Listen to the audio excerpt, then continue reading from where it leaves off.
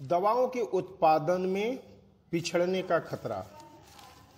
वर्ष 1970 में भारत के दवा बाजार का 2/3 हिस्सा बहुराष्ट्रीय दवा कंपनियों के हाथ में था। बाद में भारत ने प्रोडक्ट पेटेंट को निरस्त कर दिया। परिणाम स्वरूप पेटेंट की नई दवाओं को अन्य तकनीक से उत्पादन करने की भारतीय दवा कंपनियों को छूट मिल गई। फिर भारत में दवा का उत्पादन तेजी से बढ़ा।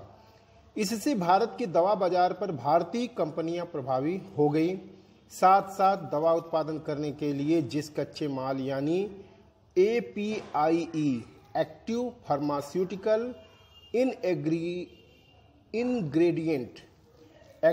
फार्मास्यूटिकल इंग्रेडिएंट की जरूरत थी, उसका भी 99% हिस्सा देश में बनाया जाने लगा। आज भी भारत के दवा बाजार में भारतीय कंपनियां प्रभावी हैं, लेकिन API की चाल बदल गई है।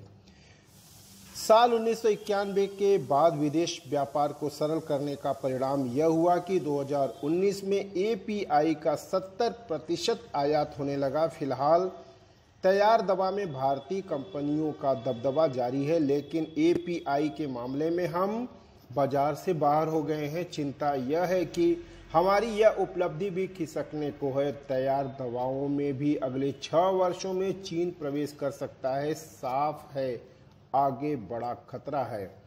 वर्तमान में भारत में कोविड संबंधी दवाओं की उपलब्धता संकट में है, क्योंकि आयातित API उपलब्ध नहीं हो पा रहा है या फिर महंगा मिल रहा है।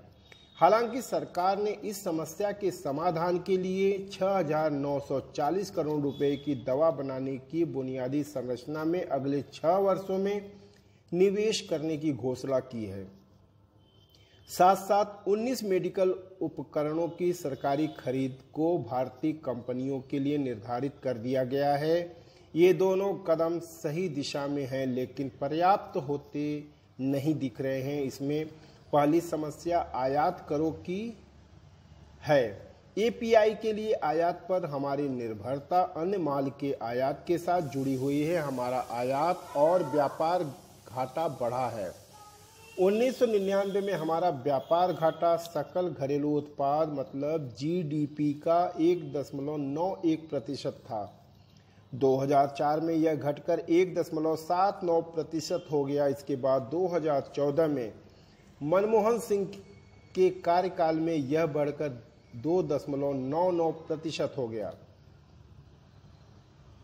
मोदी सरकार के कार्यकाल में इसमें मामूली गिरावट आई और 2019 में यह 2.72% रह गया। 2014 से 2019 के बीच मोदी सरकार ने जो भी कदम उठाए हैं वे अपर्याप्त सिद्ध हुए हैं।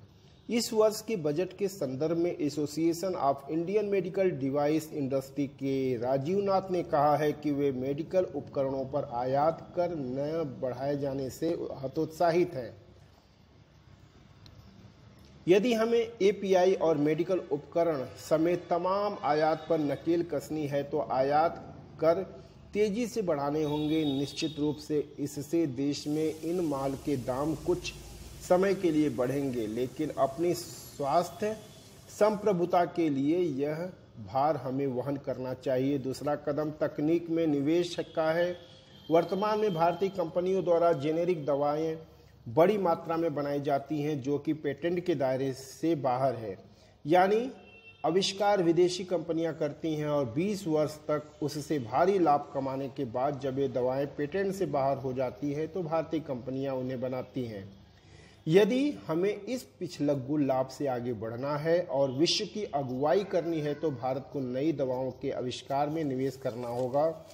तीसरा काम मेडिकल उपकरणों के उत्पादन के लिए जरूरी बुनियादी संरचना स्थापित करने से संबंधित है।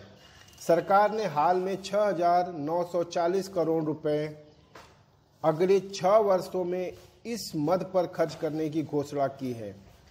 पॉली मेडिकेयर के हिमांशु वैद्य के अनुसार यह निवेश मात्र 3 वर्ष में किया जाना चाहिए था। Public health foundation of India के अनुसार अगले 6 वर्षों में चीन हमारी दवा कंपनियों को पस्त कर सकता है। 6 वर्ष में मर चुकी देसी कंपनियों के लिए बुनियादी संरचना बनाने का क्या लाभ होगा? चौथा बिंदु, पूंजी की उपलब्धता। चीन में ऋण 5% ब्याज दर पर उपलब्ध है, जबकि भारत में 14% पर। कई देश अपने दवा उत्पादकों को विशेष छूट ऋण दे रहे हैं।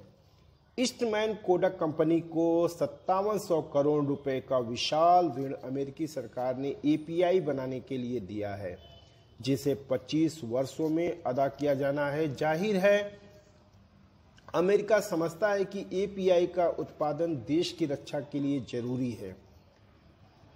हमें भी आगे की सोचना चाहिए। कोरोना वायरस अपना रूप बदल रहा है। इसके अतिरिक्त नई प्रकार की महामारियों के भी आने की आशंका है, क्योंकि पर्यावरण तेजी से बदल रहा है। इस परिस्थिति में सरकार को तत्काल 4 कदम उठाने चाहिए।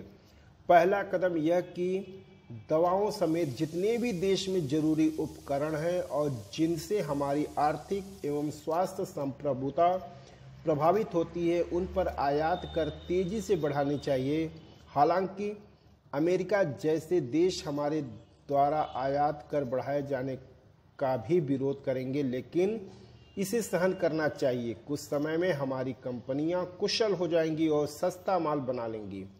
दूसरे, सरकार को नई तकनीक में विशेष निवेश करना चाहिए। इसके लिए कोविड के टीके समेत तमाम अन्य जरूरी दवाओं के अनिवार्य लाइसेंस जारी कर देना चाहिए। इसका बहुराष्ट्रीय कंपनियां प्रतिरोध करेंगी, लेकिन इसको भी सह लेना चाहिए।